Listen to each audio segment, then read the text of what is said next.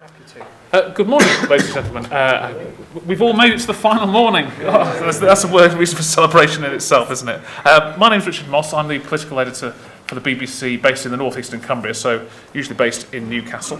And I was very delighted to be asked by ResPublica to chair this event from HS2 to HS3, high-speed route to rebalance Britain today. And obviously, all three of the big political parties, the main Westminster political parties, are in favour of HS2. Labour, I think, had a bit of a wobble last year. They seem, I think, to have got back on track, if you forgive the pun. So as far as we know, that is going to go ahead. But of course, now we're talking about HS3. George Osborne, no less, raising that possibility in recent months, and that backed up by the One North plan of the northern core cities, talking about a possible Trans-Pennine high-speed route, maybe connections up to Newcastle, certainly Liverpool to Hull. And Tim Farron, your president yesterday, of course, talked about backing HS2, HS3, but also should we think about HS4, HS5, should we be ambitious? As a journalist based in the northeast of England, I have slight mixed feelings about this, because of course not a single rail of HS2 is due ever to reach the northeast of England, as far as we know at the moment. HS3, maybe. One thing I can feel some commonality with our Scottish colleagues, of course, that with the two parts of the country, perhaps, that southwest obviously as well, that could be end up being completely, and Wales, completely untouched by this high-speed rail revolution. But equally, there are arguments about capacity, about what we need to relieve the capacity on the east coast and west coast main lines to keep those routes running. But also there will be arguments, of course, about this huge cost of HS2 and beyond, as to whether that money might be better spent on improving more local rail services. So plenty to discuss. Now, some of you may have gathered that our main speaker today, Baroness Kramer, isn't able to speak. I think a productive whisper would be, we'd be enormously grateful, but at a time and place of your own choosing. I don't get anybody hear me if I'm whispering. I'm afraid it's as much as I can get out in terms of volume. I'm happy to I think that shows commitment. And I think we're very, can I just put ResPublica on record as saying we're very grateful to the Minister for her presence in spite of losing her voice. So thank you. Indeed. Right. So our panel anyway is a whispering Baroness Kramer, who will maybe whisper occasional contributions. Of course, Transport Minister, has been Transport Minister for a year now, former candidate for Mayor of London, well known to you in the party. Next to her is Philip Blond, who's the director of ResPublica and founder of the independent, non-aligned think tank, and a man who's made many contributions in terms of policy and political thinking in our newspapers and in broadcasting. And then next to me, you probably know him better than I do as well, Lord Richard Newby, Deputy Chief Whip of the House of Lords, born in West Yorkshire, has worked initially for the SDP, but then with the Liberal Democrats, was Charles Kennedy's Chief of Staff, and is currently, as I say, the Deputy Chief Whip in the House of Lords. So I'm going to get we were going to get Baroness Kramer to kick off. I think it would be unnecessarily cruel to try and get her to whisper for 10 minutes. So we'll start with Philip Blond from ResPublica with your thoughts on this whole topic. Thanks. I'll stand, if I may. A great pleasure to be here, and again, thanks to the Minister for her presence. Which is also very valuable to us. HS2, I think the debate is more or less won. It's going to happen. But the ultimate argument for HS2, in my view, is HS3 and beyond. We know that there's something profoundly wrong with the economics of our country, that actually our nation really, unless you live in the southeast bubble, and of course not all people there, you're really in trouble. And with honourable exceptions of notable cities, you see that in the north of our country, and you see it in Devon and Cornwall, you see it in everywhere where the sheer success and prosperity of our centre, which is London, and we welcome that, has made too many other of our locales peripheries. And we know from evidence and from sustained research work that our cities outside London actually perform, second-tier cities, which is the technical term, perform far less well than their European counterparts. Shockingly so. Even in countries where the economy, for instance, is doing so badly, such as France. In Marseille, they have a gross value added per capita that's a third higher than Manchester. In Munich, which isn't the German capital, their gross value added is nearly double that of Manchester. So there's something profoundly wrong, and how do we correct it? Now, we all know the standard and moving narratives about welfare, inequality, poverty, and I don't want to discuss those now. But one of the things I think that is particularly telling is that if we're going to genuinely rebalance our country and give the other centres of population a chance, infrastructure is a crucial prerequisite. It's not a necessary and sufficient condition, but it is a necessary condition.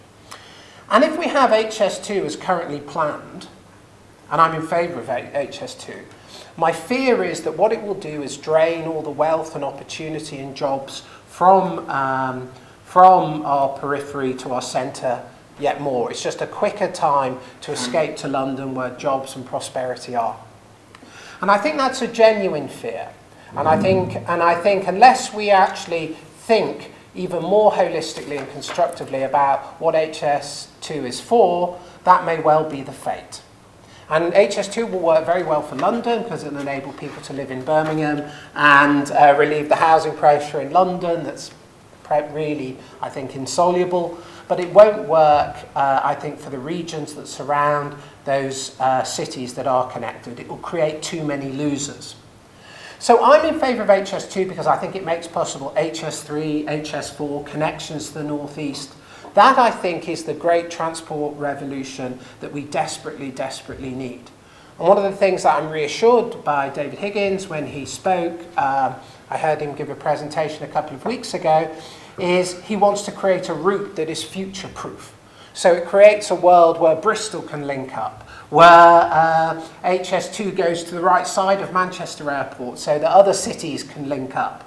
And I think this is exactly the right sort of thinking. We need to think of HS2 as the spine that then connects. Because ultimately, the argument for HS2, and I don't really believe in business cases because I think they're always manufactured, because actually we don't know the outcome and we can't quantify a future that in some sense hasn't happened yet. But it's imperative that we create this infrastructure because unless we do, we are not going to link our cities to prosperity, and the imbalances and the inequalities will continue. But down to HS3, and I think it's the credit of the Chancellor that he's been, I think, alone in talking about a new city of the North, which I think is imperative and deeply needed. And I've long been an advocate of a route from Liverpool to Hull. Now, being Liverpool born, I'm particularly conscious that actually the cost to Liverpool of not linking up to HS2 is pretty close to economically terminal. I'm route agnostic, I don't want to get involved in debates about routes, but I'm for the principle of linking. If you know from Liverpool, for instance, it's developing, it's putting billions into a port for post-Panamax with the widening of the Panama Canal. Liverpool itself is the port that's closest to our largest trading partner, the island of Ireland. And it itself will be, after this post-Panamax expansion, the only port on our west coast, one of three, that can take the new container traffic. Currently, all of our container traffic into the big super ports come into the south of the country, but 60% of that cargo is consumed in the north. And I know rightly, this is something that concerns Lib Dems in terms of carbon footprint. But above and beyond that, what we're looking at for the extension, for example, and this applies to other cities as well, for a link between Liverpool and HS2 could be as little as 20 miles. And the cost for this is actually relatively small compared with other infrastructure. One North has a putative bill of around 12 billion. And none of that necessarily involves high-speed rail, just better connectivity. But to put a high-speed rail track into Liverpool will cost, I mean, it's difficult to say, but most professional estimates put it at around 1.5 billion, which isn't very much at all when you look at the level of investment that's going into the port, that exceeds that by, not quite, but close to over $1 billion already. Now, we've already made submissions, and submissions have been made to the Department of Transport HS2, and they accept that the calculations that excluded Liverpool were wrong. They accept that the data that was used in the census, where they didn't do Liverpool City region, but just the city itself, was wrong. They accepted the growth rates was wrong. They accepted the population calculations are wrong. So, and actually, if you look in the light of the new data, the business case for the link to Liverpool is probably the best business case, period, for any proportion of the line. But as I said, that's not really the point and force of the argument. We have to create an ability for our other cities to link up with HS2. And it's that, I think, that is crucial, because already businesses are making decisions about where they're going to locate on the line, and already they're saying, well, if these other northern cities aren't going to be there, then why are we going to be there? And what I fear is we're going to get a second-best, second-rate connectivity solution, where we'll talk about local train services, and currently, by the way, it can take you an hour and a half to travel 20 miles in peak rush hour between Liverpool and Manchester, which I think is slower than horse and cart, really. It's probably not, but you take my point. It's getting there. And what I would like, and particularly I think for the parties going up to the general election, is to come up with some creative ways cities can make their own contribution. For Crossrail, we've created a way in which the private sector and those who benefit from the capital gain can actually also share in the cost. For Crossrail, for rateable values for certain businesses above a certain size, there's been a capital charge or a rate charge on them that has helped offset Crossrail. We know that HS3 will bring massive and significant capital uplift to land and property values. And actually, the more deprived or the poorer your values, the greater the gain from transport infrastructure. And what I would like to see is the devolution to cities of the economic powers such that they can make the sort of contribution to the type of infrastructure that can really allow them to link up, that could make something like HS3 viable. Moreover, the cost, the most expensive part of HS2 is the London to Birmingham route. That's why you have a higher budget from the same budget for a much longer track from when you go above Birmingham into the now famous Y. And indeed, many of these links are not going to be as expensive as the initial link. So if we can think creatively about the type of infrastructure we need, do the future proofing that I'm increasingly confident is there, this remains a real and potent political possibility. But the alternatives, if they don't get this sort of link, is one of permanent second and third rate status. It's really that big a gig. And I think that what I would really like is our political parties to recognise this. And I'd like the North, where majorities are made, to actually coalesce and come together and actually refuse any second rate or third rate status. All of our great cities should be linked by high-speed rail. Because then and only then can we create the type of interconnectivity that can actually grow our second and third tier cities. No city would like to be thought of on a third tier, but you take my point. This and this alone, I think, can create the type of infrastructure that will rebalance Britain. And I would really like it if political parties recognised that welfare isn't going to change the North. Most of the other policies that they've come up with aren't going to deliver. I think the only things that are really going to deliver are full city-based devolution, and you might have seen our Devo Max for Manchester paper that argued for that, but the powers to instigate in collaboration with government this sort of infrastructures that can link people back to prosperity and wealth. And unless we create that, we're going to have a North that is permanently segregated from hope, from futurity, and from genuine gain. And I would dearly like to see our political parties competing with a true vision of the North, which is high speed. And even things like One North, and I support it and I recommend it, are not ambitious enough. They're all about second-rate connections between cities that already have second and third-rate infrastructure between each other. We need something bigger and braver. And I would love to see this coming from the Liberal Democrats. I'd love to see this coming, indeed, from all political parties. But where it really needs to come from is the northern politicians themselves. And far too many of them, unfortunately, are used to second and third class status and don't actually agitate within their own parties and don't work together enough to create the type of massive transport infrastructures that we need. Now, I recall, and do correct me, Minister, if this is wrong, but I think the ratio is something like for every pound spent in the north on transport infrastructure, £9 are spent in the south. And we know that the south can't take the level of population, the level of increase. We know the problems that it's creating. Well, think of all the wealth in London that's spent on unproductive aspects, or wages that go to finance house prices, office rents that are far more expensive than they need to be. If we created a genuine east-west link, links to the northeast, up and down, and we created the type of capital and investment offer that would enable cities to make the difference, we wouldn't just improve life for those northern cities, we'd massively improve the productivity of the UK economy.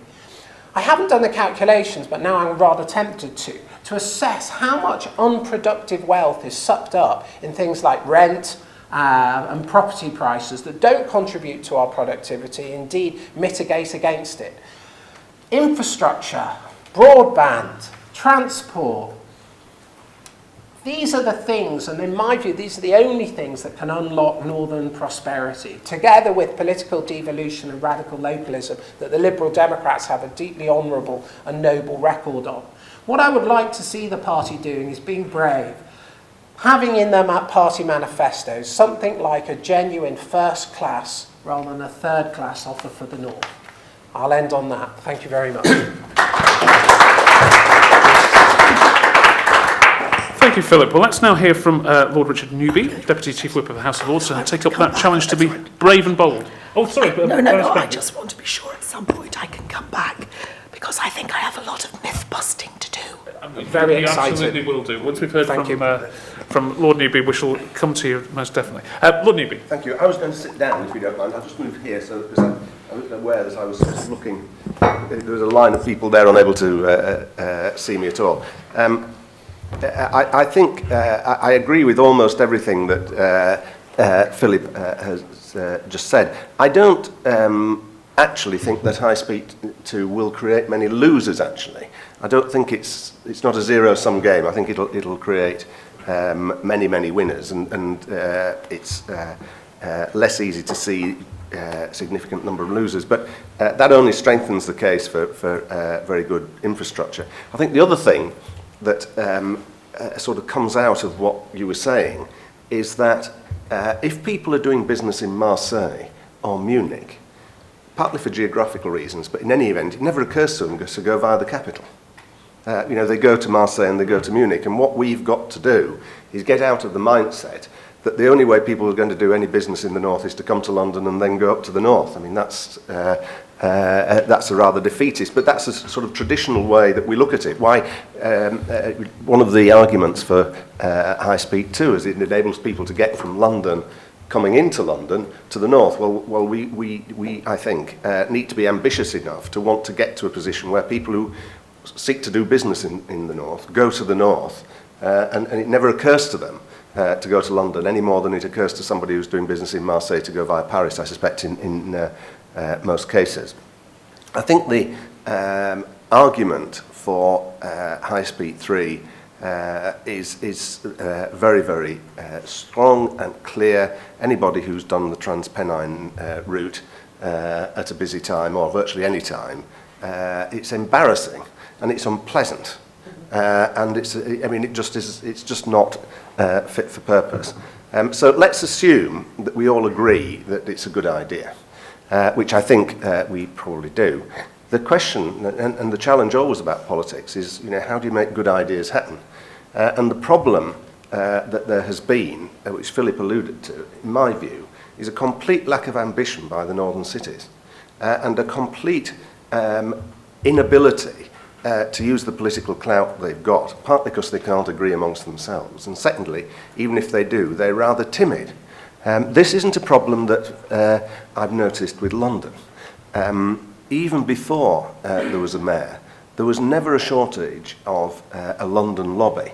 And we have in the House of Lords a paid lobbyist for London as an independent peer who only comes in to make speeches promoting the case of London. I'm not saying whether that's a good or bad thing for her and for London, but there's no equivalent for the North and for the northern cities. And I get lobbied all the time by London, who are always whinging about not having more than 85% of all the transport infrastructure expenditure.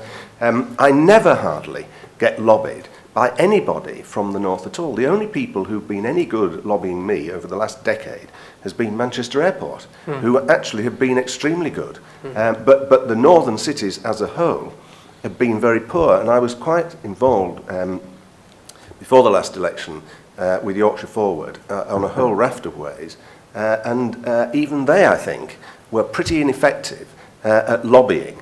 And the thing about politics is that there are lots of competing demands for every resource. Politicians are lobbied by the people who, with these competing demands. And whatever the strengths and weaknesses of the cases, they respond to pressure. And the problem that we have at the moment is that the North is incapable, or has been incapable, of exercising any realistic pressure on bureaucrats and the generality of the political class in the South. And it seems to me that the biggest challenge for the North is how to put aside a lot of the traditional rivalries that they've been and work together. If we want a northern hub, there's got to be a northern infrastructure that can promote it as a whole and not simply individual cities pushing for what they want. I'm strongly in favour of the idea of Devo Mank. I think the idea of the big cities being given a block grant for all the public expenditure that takes place, or virtually all the public expenditure that takes place within their geographical area, is very, very strong. But even if you did that to Liverpool, to Manchester, to Leeds and to Hull and to Newcastle, unless those places then work together, they're still not going to get the critical mass of lobbying that they need in order to really be effective. I think the point that flows from this lack of common approach is a lack of ambition. I think that when you go outside London, and this isn't something that applies just to the northern cities, it applies to Scotland to a certain extent, it certainly applies to Wales, there's a sense of grievance about London, but not necessarily the leadership to do anything about it. And there are quite a lot of people in politics and the business community and more generally who are almost happy to have a sense of grievance and to say London doesn't do this and London doesn't do that. Well, that's not the view that was taken in the 19th century. You know, Chamberlain wasn't sitting in Birmingham thinking, oh, blow me, you know, I'm not getting a very good deal out of Gladstone or whoever it was. I mean, they made the weather. And there's a need for the northern cities to begin to do more of that. So I'm a huge fan of what's proposed. I think we're going to find that the next 2 or 3 years we're going to have this great argument about greater devolution in England. But I hope that doesn't stop people thinking about issues like High Speed 3, because they're so bogged down about worrying about the, you know, which committees are going to control which degree of expenditure, because timing is of the essence here, and it takes us so long to do anything with infrastructure that we need to be moving on it. And again, going back to the Victorian times, you know, there wasn't the mentality, oh, well, we're in the middle of building a railway line from London to Leeds, so let's not worry about building one to Manchester until we've done that. I mean, the view was that you needed it all over the place. And I think just because there's a lot of investment going into High Speed 2 in the next decade, we shouldn't be sort of waiting till all that's finished. Because by the time, in any event, even if we moved as quickly as we can, by the time that we've got all the plans for High Speed 3 agreed and approved, a very considerable amount of the expenditure for High Speed 2 will have taken place. So I hope very much that we can move quickly. Obviously, even if you've got the political will, you need the money. But I don't actually think that that's the biggest problem, because I think that there's a greater recognition that we've got to spend more on infrastructure. I mean, under our proposals about how we deal with funding infrastructure, we're saying that beyond 2018, when we've eliminated the deficit, we would envisage the government borrowing more for this kind of thing. But I think that you can generate a lot of the funds in the region via the potential uplift, which is going to be very considerable. And I think there's a slight danger of being spooked by, oh, it's going to cost lots of money. Well, you know, if it's important, we've got to work out how to find the money, and I think we can.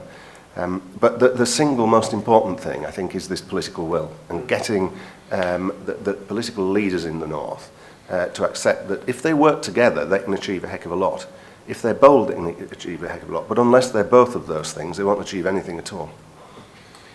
Fantastic, thank you. Richard, thank you very much. That's very interesting. That's a good contribution. Baroness Kremer, do you want to whisper some of your myth-busting? I really want to, because I know it's going to be it all, but my goodness. Okay, I'm going to concentrate on what I think are some myths that I've just heard that are fairly widespread and we absolutely have to put to bed. First of all, this myth that if you're not a station on High Speed 2, what you get is second rate. The whole High Speed 2 is a spine, a 21st century line that will take long distance traffic. If you're going to build it, you're going to build it with modern materials and modern tolerances, modern resiliences, so it will be high speed, and it's logical, if it's going to be the long distance line, that it has a very limited number of stations on it.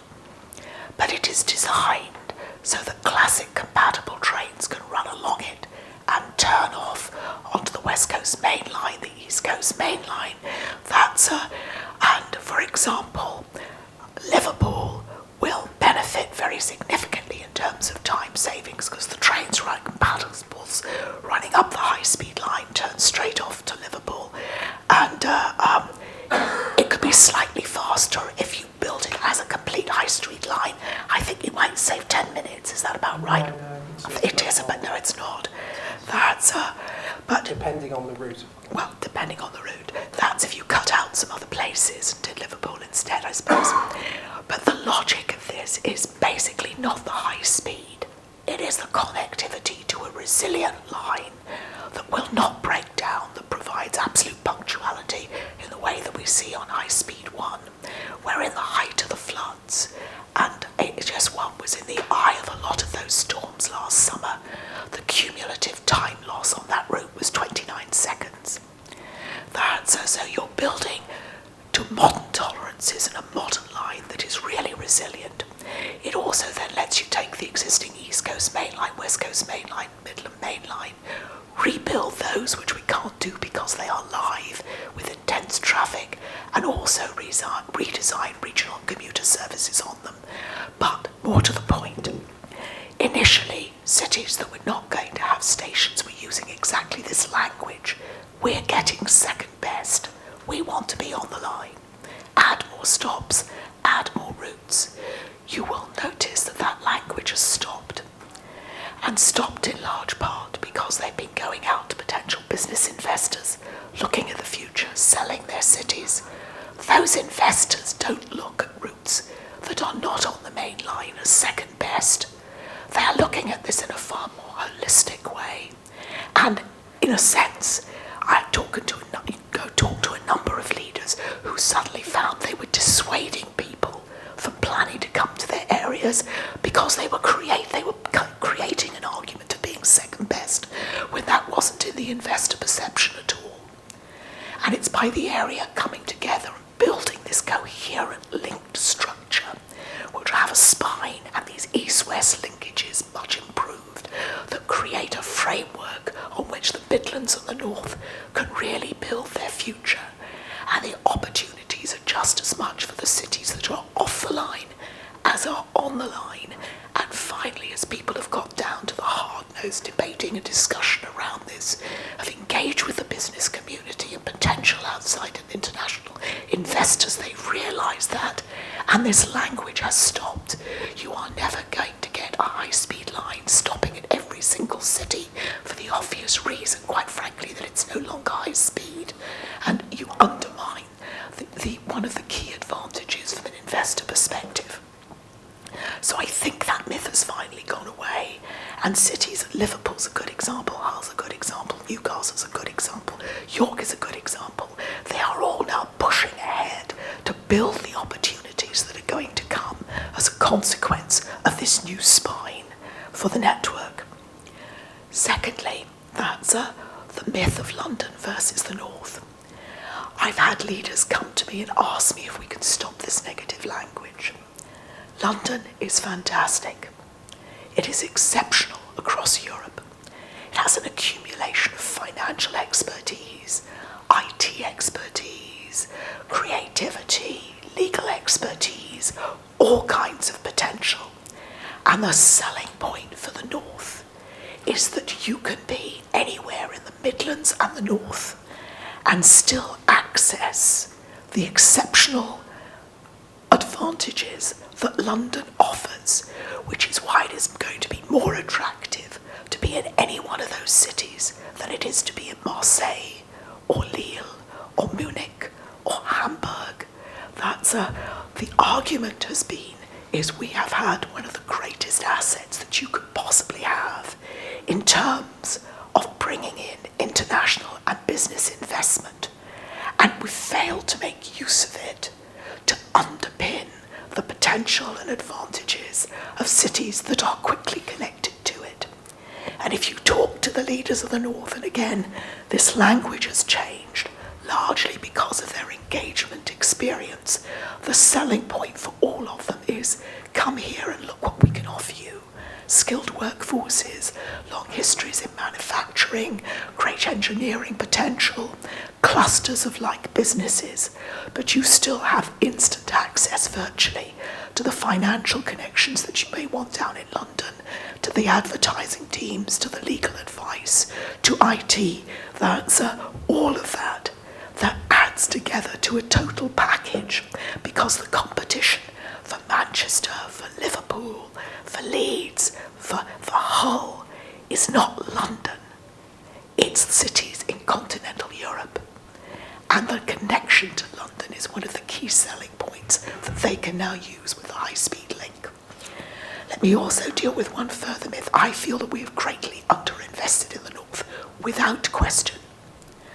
But I don't want people to come away with such a peculiar set of numbers. If you look at government subsidy per passenger mile, the subsidy to London, and I'd have to double check the numbers, but I'm in the right order, is about 5p. The rest of the country, it's about 36. Because when you look at London, you've got not just the residents, you've got a huge daily incoming community commuting in. You've got international business coming in, and you've got a tourist population. Now, all of that has to be served. So London gets a lot of money, but it is moving an incredible number of people, and you can't neglect that. So if you don't continue to invest in London to make sure that you can move those people, that's you undermine the entire economy. We have to do our investment to the North in addition, not in substitution for the investment that's going in to London. And I think that's absolutely key. And certainly I'm part of a party that recognises that when you are investing in basic infrastructure that is the basis for building an economy, you can do that. You're not trying to work in this narrow pot. That's you have to invest. And I think investment in the North has been missing for 2-3 generations. We need to correct that, but it's not by not start investing in London and the South East. That's one of the issues that I do want to very much join you on, though, is this failure we have had so far in the UK, except in very modest fashion on Crossrail, to use the benefits, the financial benefits that come from building new transport infrastructure to actually fund the building of that infrastructure. And I'll give you a good example. About a week ago, I went to see the redevelopment of Victoria Station, which is crucial. It's a nightmare. That's got a lot of money, I think nearly £8 million going into there. It's going to be a very exciting development. Across the street, a very large development company has purchased the land, has put in place new office buildings. So they should. They're a private company. They need to follow the interests of their shareholders. They're going to make a fortune off the additional rents they can now charge because of the great connectivity that's going to be offered through Victoria. That's which connects virtually to everywhere. Now we should have captured part of that in order to do the rebuild of Victoria Station. This has been an ongoing battle with Treasury. There's been some movement by Treasury. So, for example, there's a recognition that if you build a station, we're going to redo Euston, obviously, you'll try and get the developed money off the offices and things that you put on the site. But no recognition that all around you're getting development benefits. We've seen it over and over again, and that ought to be captured for the taxpayer.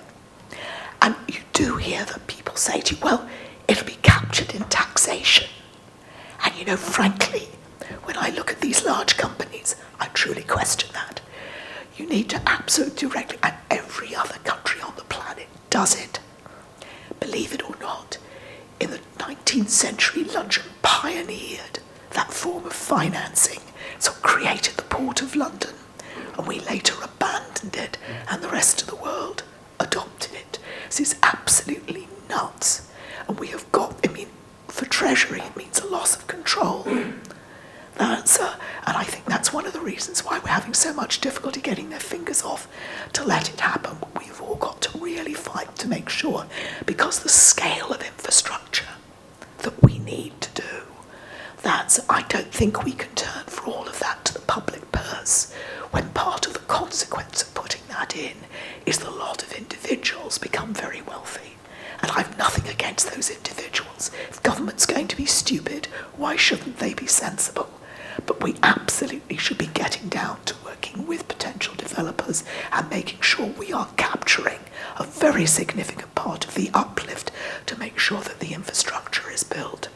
But I want to bust those three things. You are not going to be a second-rate city if you are not on the high-speed line. You can try and talk people into thinking that. But the cities that are going to succeed are the ones that recognise it's not true. There is not a choice between either supporting London or supporting the Midlands and the North. You have to do both. And their relationship with each other is not one versus the other. It works together to create a greater whole. And we absolutely have to look at using the uplift that comes from building new infrastructure to fund that infrastructure in the first place. Thank you, Baroness. Yes, I really appreciate you making an effort to strain your voice. So let's hear from Philip Blondin. Yeah, and I very grateful to the Minister for her remarks. Just on the numbers, some from the latest, this is actually from IPPR North. Transport spending per head in London is £2,731, yes, per head. Transport spending in the northwest, £134. In the east, £43. In the northeast, £5. Almost half of the major transport projects involving public funding, this is half, benefit only London and the South East, accounting for 84% of planned spending. This is compared to 6% in the north of England as a whole and only 0.04% in the northeast. Now, I don't want to gainsay what the Minister said. Can I just point out, you've got to be very careful simplistic this is. When you build a new rail line, part of the payment comes back in fares. That is paid by people who are using the system. That's you're not allowing for any of that. In a sense, people in the south are paying back a large part of the financing and cost that is going into their new lines. You're also not allowing, as I said, this constant thing that makes me angry on even the very simplistic per head. You cannot use residents per head when you're looking at London. It totally distorts the figures that you have. And you've just got to adapt for that. Now, I fully accept. I think we should be spending much more money in the north. And I don't disagree with that.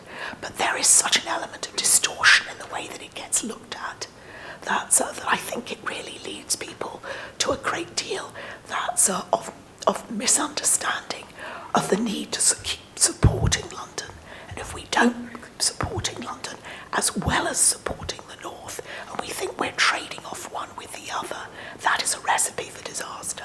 Well, I completely accept the point that nobody wants London to be less. You can have an equality where you all level downwards. Nobody wants that, and I completely accept that point. But I think that what we're seeing is a financing model that essentially serves those where we already have massive concentrations of population. What we need is a strategic assessment. Actually, there's something wrong about the overbalancing where population has to concentrate here, and we're rewarding that concentration. And so what I'm trying to show is that we've created a hugely unbalanced situation, which even our funding formulas then reward and further compound. And unless we can recalibrate and start to create cities and infrastructures where people can genuinely prosper, I think this is only going to get worse. And just to differ from the Minister, though I completely accept her point, and she says quite rightly and very wisely, you can't have a high-speed line unless it stops if it stops everywhere. I accept that. I am not arguing for things to stop everywhere. I am arguing very specifically for a high-speed line from east to west, from Liverpool to Hull. And I think that this is the ultimate argument for HS2. And I do think, and I completely accept that colleagues on the panel aren't as concerned as I am. But if you look at the history of the development of the railways when we built them in the 19th century, it did create losers. And I think we can't, I think it's foolish to ignore that as a possibility. And what I'm arguing for are the right levels of high-speed line that connect our great northern cities. Because the real benefits why European cities do so well is they have very high levels of transport infrastructure between their cities. And that's what I'm arguing for. And unless we deliver this, we're not going to address the long-term decline of our northern cities. And I think that this is where I would ask the Liberal Democrats to be more ambitious. And I do think, I'm not trying to... I just want to really challenge you. We have been so ambitious. There is no way that this language around growth and connectivity would be happening if you didn't have the Liberal Democrats there. I'm absolutely clear about that. I also want, you talk about High Speed 3. I think the link from Liverpool through to Hull is really important. We've long been talking about it. The Chancellor named it High Speed 3, but nobody thinks that's going to be like the High Speed 2 line and just cut straight through in one straight line. If you go and look at the topography, you couldn't possibly do that. So it will be a variant much closer to the connection that comes up on the high-speed line and then heads off over to Liverpool. So it's not, we've got to be really careful about what we're talking about. And high speed is now getting to be quite an abused term. So the absolutely, you've got to ride it almost absolutely straight. That's European gauge line, and it's European gauge, but to be able to take the combination of European gauge and the classic compatible that we'll use up through the central spine. It's likely that High Speed 3 will be much more, will sort of be an in-between the kind of line that we have at the moment and that high speed line. On the other hand, going on up to Scotland, there is a potential to carry on with the the sort of main high-speed spine. So you're going to get variance on all of this. And you need to recognise that there will be a certain amount of flexibility. And people don't suddenly go into Tiswas because it's not the same as the line between London and Birmingham or Birmingham and Manchester. And again, I agree with what the minister's saying here, but I fear that the truth is being lost. I mean, the difference for Liverpool between the current proposals and what a direct high-speed line is actually 31 minutes. And so I suppose what I would like to do is chart a middle ground. I think there are strong arguments for certain cities to be linked via a direct high-speed line. I completely accept not all, and I completely accept your points about higher levels of connectivity. But let's not just have the defence of the existing status quo. Let's not just have the defence of it as it is, because it's been such a hard-won battle. That, I don't think, would take us to the Britain that we need in the future. What we do need, and again, the Minister and I, and no doubt Lord Newby are all in agreement, let's free the cities themselves to create the capital, the ability to capture the capital gain from property values that can actually allow them to start self-financing their own infrastructure. Then and only then, I think, can we start to have the step change we need. Lord Newby, do you want to come back and briefly, and then we'll open up to questions then after. The only thing I'd just like to come back on is Susan's point about London. There is very strong arguments for capital expenditure in London, which have happened. There are very strong arguments for capital expenditure in the north, which haven't. I mean, the truth is, there's been a political imbalance when it's become to decision-making on this, and London has won. It's not, there's not been a view in government that rebalancing really mattered, or else the decisions would have been different. And this isn't a criticism particularly of this government, because most of the expenditure we're now incurring was foreshadowed in the last government.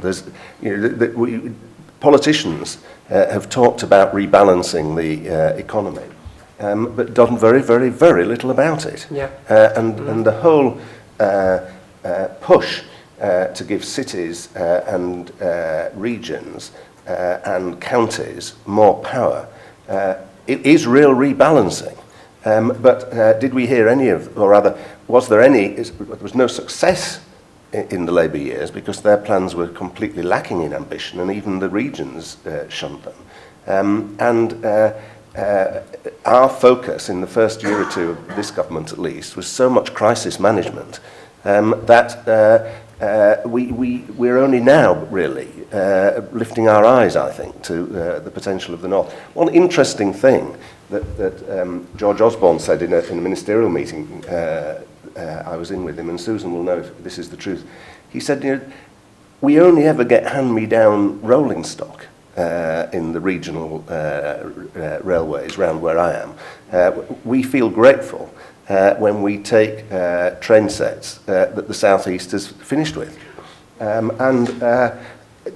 Presumably that's true, but that sort of demonstrates a mentality, I think, that if we're going to get rebalancing, has got to change. I mean, I've been fully behind, totally thought and argued back when I was candidate for Mayor of London, that we had to do the rebalancing. And I think that's been such a long push by our party. But you do have to, I just become slightly cautious because we've got to redo rolling stock. But we have been through several generations of people trying to manage the damn railways for decline instead of managing them for growth. Mm-hmm. And we therefore are facing real resource shortages. We have a system that is not electrified. We stopped electrifying the damn railway. I think in the Labour years they electrified 9 miles of line. The rest of Europe started after us electrifying, but carried on and finished. We have a huge catch-up to do. That's we electrify, we bring on a lot of modern new rolling stock, but it follows electrification, and then you can cascade down some of the existing diesel stock. But we are going to have to bite the bullet on, I think we'll never go all electric, on trying to get some diesel and bimodal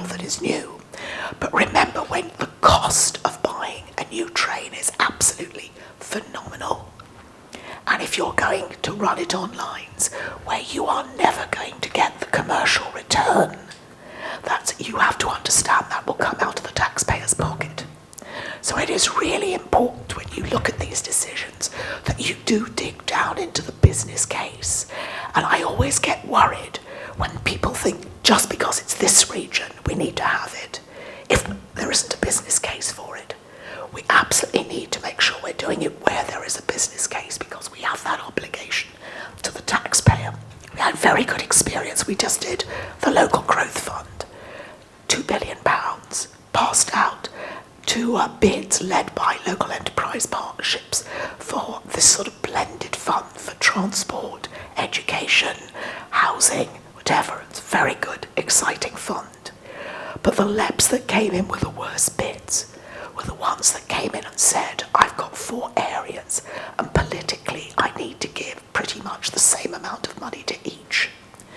The ones that came in that were brilliant and will make the big difference are the ones that said we've got together and we've got a strategic plan for economic growth in our area. And these are the projects that we need to unleash that economic growth. Those are the ones that will succeed, not the ones that said our first priority is to divvy this up so that we don't have any political arguments. So you really need to manage that process, particularly when you're talking the kind of numbers for infrastructure. Thank you. Well, I think we should open up to some questions now. So I'll take sort of 3 at a time, and then we'll. You did have your hand first. I'll come to you first, and I'll come to you then. Paul Alderton, Mole Valley District Council, as well as Mole Valley Liberal Democrats. I served for a time on the LGA's Urban Commission, and I noticed the lack of ambition.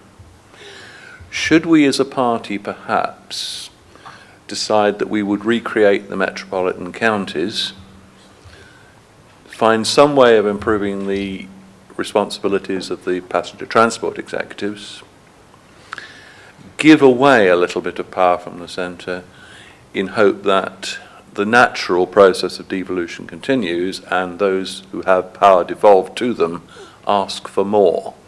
Unfortunately, if you look at the history of devolution, you have devolution min before you have devolution max, and this process might be rather taking a long time, but at least perhaps as a party that will be the way we could start it off. Thank you. Thank you. Okay, we'll take a woman now, and then we'll take yourself, and then we will come back for more questions, but I'll just do 3 at a time. Rosemary Walters, I'm from Canterbury and Coastal, so I should be going home tonight from St Pancras on High Speed 1. And I'd just like to say from my own point of view that High Speed 1 has been absolutely marvellous. And I wonder whether any research has been done as to the benefits of High Speed 1 in terms of your point about, is it drawing people into London? Is there an equal amount of research to show that it's actually benefiting businesses in the southeast? There's also the point that, of course, it stops being high speed when it gets to Ashford, but nevertheless, from Ashford down into East Kent, there are still advantages, and I think that needs to be borne in mind. And my second very brief point is that I actually come from Cornwall, and when I go down to visit the family, I can get to Exeter in 2.25 hours, and it takes me forever to get the rest of the way. So please, could I make a plea for somebody to think about the southwest? Thank you, and then we'll take the gentleman in the blue shirt, and then we'll get the panel's thoughts. Colin Green, PPC for Birmingham Selly Oak. I totally agree with the aims of improving transport between Liverpool and Hull. But I wonder about the geography of the northwest and, well, the lower part of the northeast. The towns and cities are a lot closer together than Birmingham, Manchester and London. Is high speed actually necessary? What I'm thinking is that the existing railway has a 70 mile an hour limit. It's being increased to 90 with electrification. Would mainline speeds of 110 or 125 be enough? Thank you. All good questions. Okay, so let's deal with them in order. So we've got some recreation of the metropolitan areas, devolution question, question about what we can learn from HS1, I think, and also, is high speed really the right term for that HS3? Baroness Kramer. I'm very open to devolution structures. It's not an area where I'm as well versed as many others are, but I'm very much in favour of devolution. The one thing I'm conscious of is we have very different capabilities in different areas. I mean, frankly, somewhere like Manchester is so sophisticated and has such a sort of, a base to work with that they can do a great deal that another community might struggle with. I'm also very conscious that there are conflicts. So you can talk to people in the southwest who would fall into the Bristol catchment and they would kill rather than be run by Bristol. They'd much rather be run by Westminster if they've got a choice. So I'm just trying to say there are a lot of issues to look at on how we do this, but I'm sure the direction has to be devolution. And even within the department, you'll see, for example, that with the Trans-Pennine and the Great Northern franchises, which are underway now, Rail North is a 50-50 partner with the DfT, and having gained the experience of this franchise award, will then take over and become the specifying body for the future, and there are others coming in. So there are lots of ways in which we're devolving this Core Cities project, and it will probably end up being very British, in which there is no one model, but lots of different models, driving my continental European counterparts completely insane. But I think that will be the pattern that we can do. But I think we've just got to be very pragmatic about it and not dump things on people who just don't have the capacity, or where there is enormous dissent that's got to be resolved. So I think that's an element of it. HS1 is a brilliant example, because we heard all this same stuff. If you weren't on the HS1, you got nothing. Well, I mean, talk about complete reversal. And you're watching a lot of places that have connectivity because of HS1 and improved service are now growing extremely rapidly. It's been one of the great success stories. But the story also is that it's those communities who seized the opportunity and went in and worked to get in the additional housing, to work with businesses, to create it. If you just sat there and waited it for come, you probably got nothing. But if you got stuck in and used the opportunity, you could do a great deal. And HS1 is now being viewed less as a high-speed line and more as a much more effective commuter and regional line for an awful lot of the southeast. It's a dramatic example of how it can work. That's with the southwest. I mean, boy, do we have problems. There's a lot of money going into the southwest, west of Exeter. We've accelerated programmes that were on the stocks to try and deal with them, but it's extraordinarily difficult to try and work out what to do down there. So that's both issues of resilience, topography, getting the communities to work together. When I go down to the southwest, invariably, I get asked, we want a fast line to our border, stopping everywhere in our area and fast on the other side. We've just said, we've got to bash heads together. You need to sit down and work out how we can do this. There's a huge willingness to deliver for the southwest. But I'll give you a simple example. The whole issue of Dawlish and whether or not we build an alternate route for resilience. Well, obviously, if you're in Dawlish and Payton and Newton Abbot, you do not want your services reduced, because they could also now travel on another line. There's not enough potential passenger to run double the service so that you're keeping two lines alive. So there are enormous numbers of problems as we try and resolve it. It's just not simple, but we have to push ahead and make sure all of these areas, and they're getting a lot of money for upgrades, but there's a really tough amount of work to do. That's HS3 is the point. I think you made it much better than I did. We talk about high speed on that line. I think higher speed might be the answer, but frankly, with a high-speed train, by the time you accelerate it from the station, and then you've got to take your foot off the brake to let it decelerate into the next station, you are quite limited when you have stations close together on the amount of speed that you can pick up. For example, with HS2, officially it doesn't go into York, but actually will come out of the station that's at Leeds. That's accelerate momentarily. They'll take a foot off the brake and it will cruise into York. I mean, it's these trains. You're talking about trains that carry 1,100 people. When you're talking a full high-speed train, they're longer than anything anyone has ever seen in the UK. These are enormous pieces of kit. And by the time you accelerate them and let them decelerate, you know, the pickup when stations are relatively close is almost non-existent. Philip. Yeah, I mean, on the north, I mean, you'll have seen our Devo-Manc report that I think is the most developed form of devolution yet published, I think, and for Manchester. But I think it's going to be, I'm in complete agreement with the Minister, it's going to be different for different regions. And there'll be some cities that don't want, that have a hostile relationship with the surrounding boroughs or authorities. And we've got to be very British about this. We've got to be in line with our mixed constitution. It's going to be very different in different places. And I think the point is the real gain from devolution is public sector integration. So, for instance, the London model is very poor as a model to copy because the Assembly, it's not clear what good it does. And for the London Mayor can't drive forward public sector integration in the boroughs. They have relatively little power.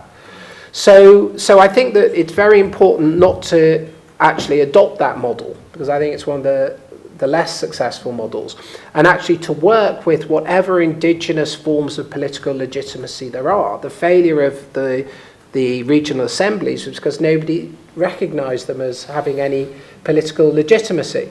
And it will differ. So what we have to do is, and again, I agree with the Minister, we have to be satisfied with what won't look a French formal system. It will look very British in the best sense. It will be entirely appropriate to each...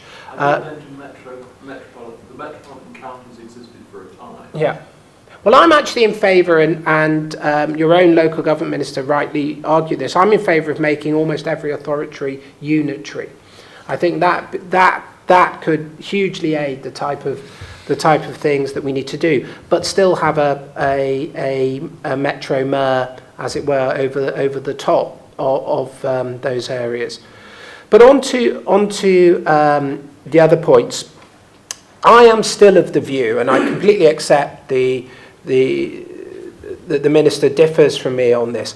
I don't think, particularly in areas like the north, and I don't think High Speed 1 is necessarily a guide for High Speed 2, and I'm a supporter of High Speed 2. I'm not anti. I think the risk of it creating losers is not fake. I think it's a real risk. I mean, I'm northern and I travel round, and you see all across the north cities where growth and economy and prosperity have receded and left them as Victorian high watermarks. And I think, and that isn't to say, and again I agree with the Minister, that isn't to say that they can all have a high-speed line, of course not. And of course there will be degrees of connectivity, and here's where the connectivity argument works. But I think we do need a new Trans-Pennine offer, and I do think we do need to create high-speed rail infrastructure that not all, but that our major cities, Bristol would be one, I think, that would have a compelling case in the southwest, that is future-proof for those cities themselves to create the sort of line that's needed. No, but thank you so much. I think a round of applause, Yeah, I think, it would have been easy to say you didn't come at all. So for the most noble. Thank you very much. Cheers. Okay. Richard. The nomenclature changes, but some of the concepts don't. I mean, the city region is a bit like, you know, the Manchester city region is a bit like one of the metropolitan counties, but not necessarily the same boundaries. And there is a question of governance, but the idea of having somewhere bigger than an individual city authority is now broadly accepted. And indeed, following the failure of the regional approach to governments in England, city regions have become very much the flavour of the month, I think. I think the answer to the Cornish problem about what to do about Cornwall is that you do Devo-Manx to Cornwall and you say, you blooming well sort it out and tell us what you want. because London is being blamed by everybody, I'm sure, in Cornwall for not being a fast train to X, Y, and Z.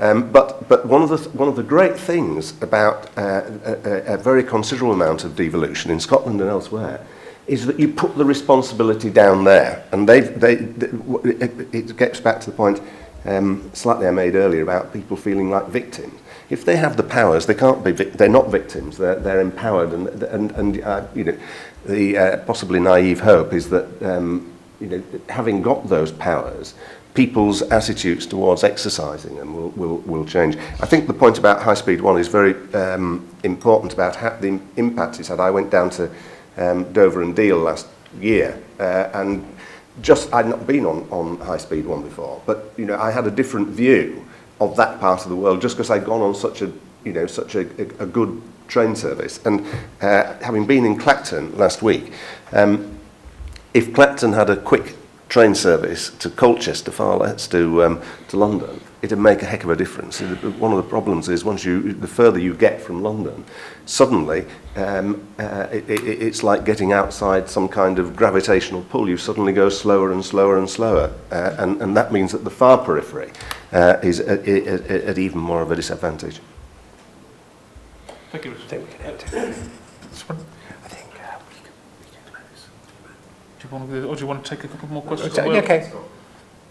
We've got to go? Yeah, that's it. We've got to go. Well, it was timetabled to 10:30 and they get very tense. If you don't That's leave absolutely the fine. That's fine. Yeah. Fine. The initial timetable I said saw showed 11, so that was one I wasn't going to. Well, thank you very much. Apologies that we couldn't get to any more questions because I think we will have to clear the room. But thank you for joining us today.